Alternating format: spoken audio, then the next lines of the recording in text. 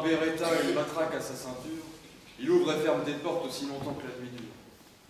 Il entend bien que ça crie dans les cellules, que ça chahute, mais peu lui importe, pourvu qu'il n'y ait pas de mauvaise chute.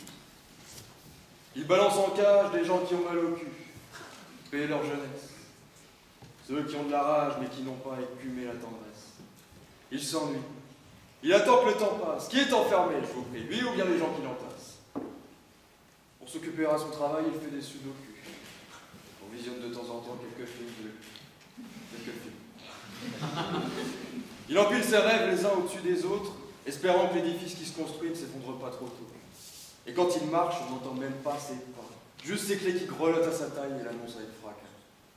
Cette nuit-là, il jette dans la fosse Patrick. Patrick n'est pas un criminel, mais il est considéré comme tel. Alors que son seul problème est d'avoir un petit penchant pour la bouteille.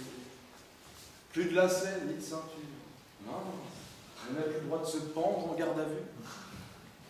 Les yeux collés par l'obscurité et fragrances de saleté, Patrick cherche le sommeil dans quelques souvenirs chaleureux. Il imagine une plage avec des crabes un peu partout. Un endroit où l'on n'aurait pas besoin d'être sans cesse au garde à vue. Un endroit où il n'aurait eu aucune chance de finir ici, à compter les heures, puis les minutes, puis les secondes ainsi.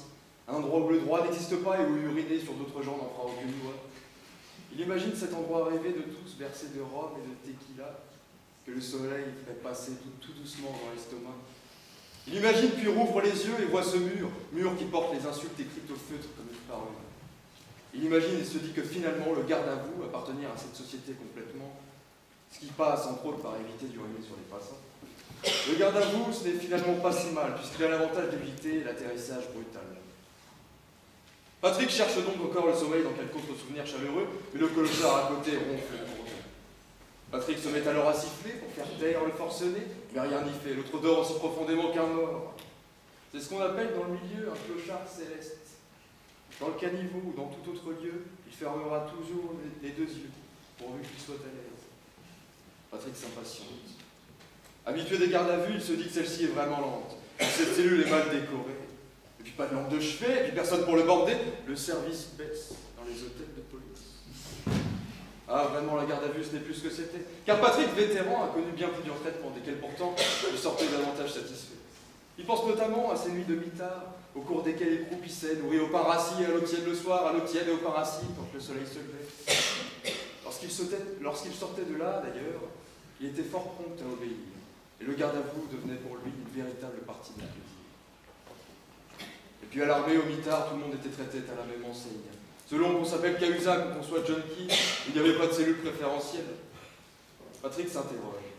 Fallait-il qu'il ait un nom en arrivant ici, pour qu'au clochard il déroge? À l'armée, point de traitement personnel ou privé. Tous étaient dans le même bain de terre extrêmement, en parfaite équité.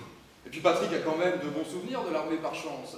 Quand le sergent venait le réveiller à 5h30 pour sonner le clairon, il avait finalement l'impression d'être en vacances au camping. Il dormait dans une tente avec des amis et embêtait les autres troufions. Il faisait de l'activité physique tous les jours, courait des kilomètres dans la boue du camp, faisant plusieurs fois le tour. Il mangeait, ma foi, habituellement à sa faim.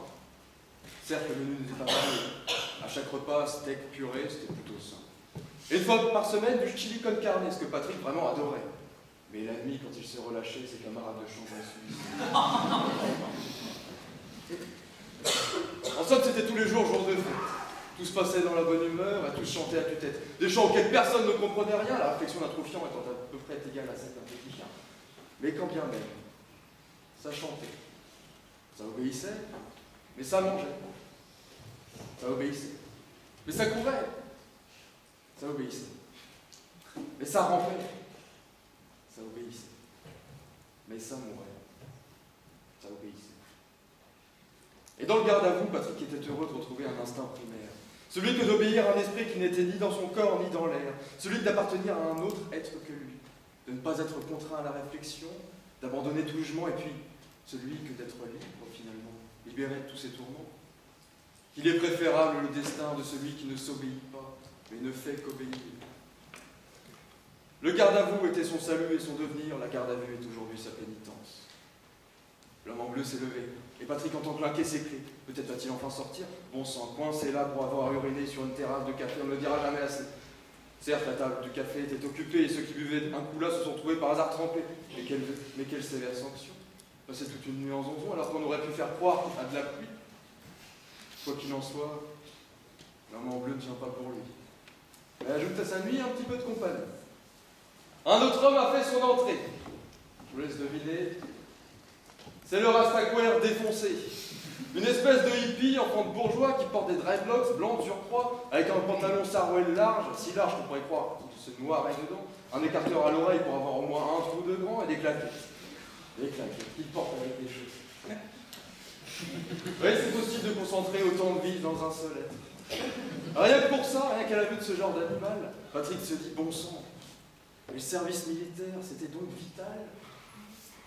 Et le pire dans tout ça, c'est qu'à peine arrivé, le blanc bourgeois Rasta hippie s'en va dans les bras de Morphée, alors que Patrick essaie de s'y rendre depuis une lampée. Et voilà là, ronflant, le clochard et le nouvel entrant. Il descend seul, Patrick, qui sans partenaire de Cosette se volatilise, pense à d'anciennes maîtresses, remet sa vie entière en question, enfin Patrick est en pleine détresse. Il tourne en rond et espère que tout cela cesse. Mais si Patrick avait continué dans le droit chemin, à répondre au garde à vous et écouter les limites qu'on lui tient, il n'en serait pas là. Il serait dehors, à gambader, à tuer un peu de temps, s'il s'était soumis aux strictes règles d'une société qui s'assombrit. S'il avait continué les gardes à vous, il serait libre à l'heure actuelle. Et pourrait à sa guise profiter des personnes qui lui sont chères, et c'est naturel. Bon, sa femme, y compris, aurait souhaité que son corps entier puisse répondre aux gardes à vous, plutôt que de la laisser s'esquinter les genoux. Patrick entend des râles. Le clochard, il vient de se réveiller et commence à déglutir lâchement sur le pantalon de Rastaquouère blanc, qui par la force des choses se voit dérober à ses rêves. Le clochard et le hippie crient alors, s'entendant sur la raison de leur dispute, mais pas sur une quelconque trêve. Le niveau sonore monte, jusqu'à ce que l'homme en bleu, après avoir fermé le site pour adultes sur lequel il surfait, déboule dans le couloir et demande alors d'une voix charmante, mais hurlante, « Qu'est-ce que c'est que ce bazar ?» Patrick reste dans un coin de la cellule. Lui qui avait espéré quelques mouvements, voilà que tout l'espace ondule. Le policier, ne parvenant pas à rétablir la paix, s'empare de sa matraque et la force sans délai. Oui, Patrick a compris cela. La paix, ça se force. Et lorsque l'on oblige les petits jeunes à se tenir droit et à dresser le coude, c'est uniquement pour cette raison. On contraint pour libérer, pour que chacun puisse à sa guise s'exprimer. Pas trop fort, c'est vrai, il ne faut pas exagérer. Puis parler de tout, non. Ce n'est pas ce qui avait été négocié. Mais parler de choses autorisées dans des endroits aseptisés, avec des gens bien cadrés, bien au rendez-vous du garde à vous, ça oui, ça d'accord. Le garde à vous, c'est une manière de dire tais-toi, pour que tu connaisses ensuite la valeur des mots. Et que tu puisses après tenir librement un panel plutôt étendu de propos. Alors que la garde à vue, c'est une manière de dire avoue tout, afin que tu sois plongé par la suite dans l'univers absolument terrifiant du tais-toi à tout jamais. Puisque nouvel arrivant, tu seras jeté dans une cellule obscure, sans trop de fenêtres au mur, et ne t'appelant pas Strauss-Kahn, tu partageras ta cellule avec un violeur d'enfants collectionneur de crânes, te demandant avec une voix un peu glaçante « Est-ce que tu aimes faire des bêtises? Est-ce que tu as déjà vu un monsieur tout nu? Connais-tu le prix de la vie ?» Patrick a imaginé tout cela en un instant et chasse cette image de son esprit, tant qu'il en est encore temps. Le calme est revenu dans la cellule, le sang coule sans raison absolue. En garde à vue, pourquoi on se bat, on ne le sait plus. C'est simplement devenu une continuité de la route.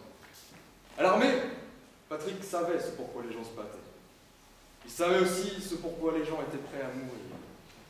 L'armée faisait ressentir ce grondement de la nation tout entière. La patrie s'éveillait à 5h30 et se couchait le soir venu, et le garde à vous avait l'immense avantage d'éviter les gardes à vue.